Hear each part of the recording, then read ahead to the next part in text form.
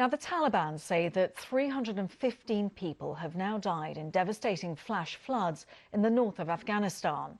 A spokesperson for the Interior Ministry told the BBC that most of the casualties were in the province of Baghlan. Emergency teams have been sent to rescue those stranded by the floodwaters. On Friday, a massive torrent of water swept away hundreds of houses in several villages. Dozens of people are still missing. More than 1,600 have been injured. Well, let's speak to Ambarasan Ethirajan, the South Asia editor for the BBC World Service. Just bring us up to date with the latest devastation there in Afghanistan. Emergency teams have intensified their efforts to bring relief to thousands of people who have been displaced by these calamitous floods. On Friday, rivers carrying water, mud and stones tore through many villages, sweeping away houses, livestock and vital infrastructure.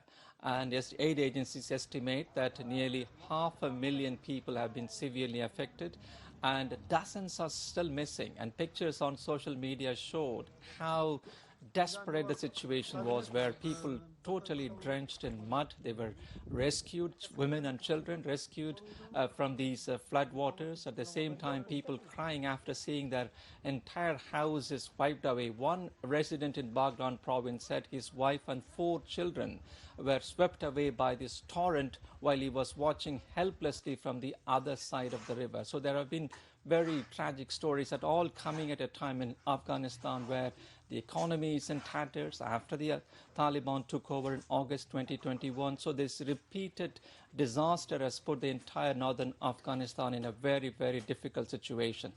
Yes, extremely difficult, harrowing stories, as you say, Ambarasan. Just in terms of the Taliban, are they able to cope in any way with this? They are struggling because they have not been recognized by the international community, and they say that they have deployed certain helicopters to bring aid and relief, but the scale is quite huge, the enormous scale of this relief operation. They will be struggling to get all the aid. That's why even ICRC and other aid agencies are asking for more help to bring, first of all, food and water, and then also clothes and some temporary accommodation for those who have been displaced by these floods.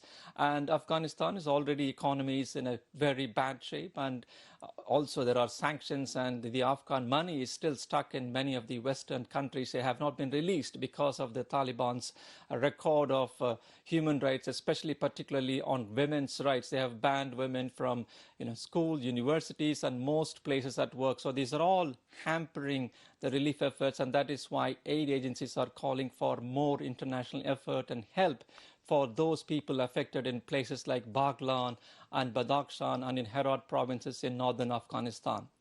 And since the Taliban's takeover, just remind us, are foreign organisations able to offer assistance within the country?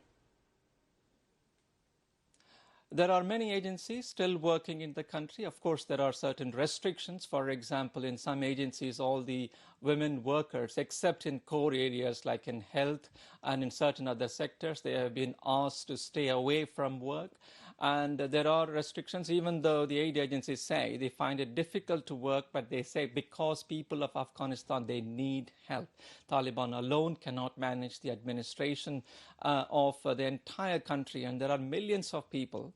They are facing, very dire situation. Food aid is required and medical help is required. Various health centers were being managed previously by the aid agency, and they cannot just leave and walk away from Afghanistan. That is why they are still engaging with Taliban, and Taliban are also asking aid agencies to come and help them. But the economy still has not really grown up in the last few years because there are no businesses, and the Taliban also face the problem of returning people from countries like Pakistan and Afghanistan, where undocumented people without proper papers, Afghans, are being sent back. So there are very difficult situations both for the Taliban authorities as well as for the people. Hugely challenging situation. For the time being, Ambarasan Ethirajan, our South Asia editor for the BBC World Service, many thanks.